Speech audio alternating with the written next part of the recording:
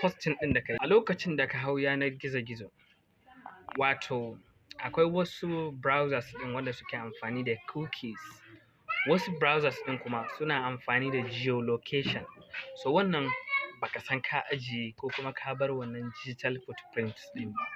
Akwai wasu hanyoyin kuma waɗanda suke su ne active, kaman hanyoyin da kai ka bi ka ajiye digital footprint ɗinka, kaman liking da posting da kuma sharing ko kuma comment. So wannan ana amfani da su domin a adana datar ka ta hanya mai kyau ko kuma ta hanya mara kyau.